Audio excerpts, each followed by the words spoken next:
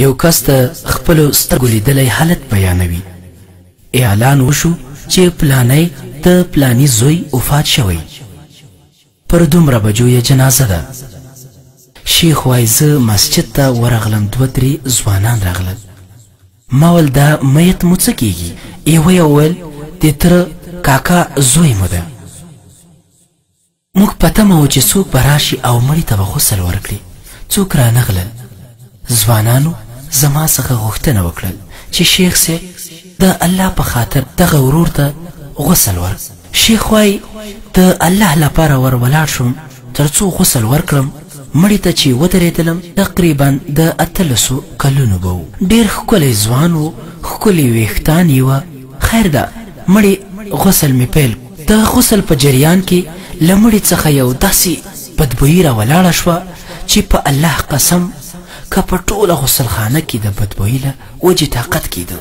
د غسلخانې دروازه او کړکۍ مې پرانیستل، خو بیا مې هم د اوسېدلو طاقت نه لره. بالاخره له غسلخانې څخه راووتلم. ځوانانو ته مې وویل تاسو غسل ورکړئ او د کفن کولو په وخت کې به زه مرسته در سره وکړم. ما ورته وویل په الله قسم داسې بوی دی چې ما په ټول عمر داسې بد بوی نه ده حس کړې.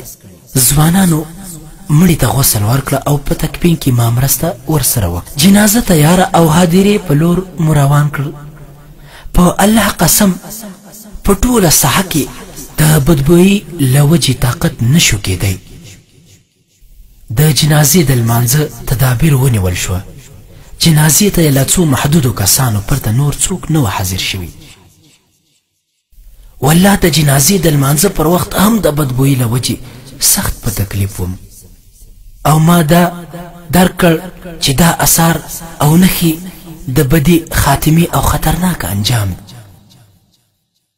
کله چې مړی دفن شو له ځوان څخه مې وپوښتل، ما ویل ځوانه دا کس څه کار کوو؟ ځوان ویل شیخ صاحب الله تعالی دې پر دې کس خپل خاص رحم وکړي. په ډېر خطرناک حالت کې مړ شو. هغه داسې چې لمونځ یې نه کاوه.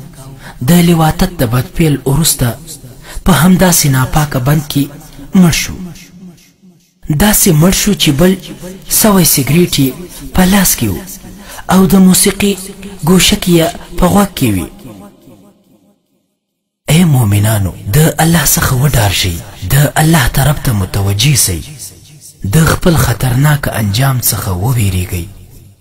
د الله او د الله د بندگانو د حقوقو پوره خیال وساتئ. دا ځوان هم زمونږ او ستاسو په شان یو انسانو، خو د الله حقوق یې ضایع کړي وه. نو الله تعالی مونږ ته د هغه عذاب نښې او اثار راوښودل. کوم چې دې ځوان ته د هغه د بدو عملونو له وجهې ورکړل شول، والله چې د آخرت عذابونه تر دې ډېر سخت.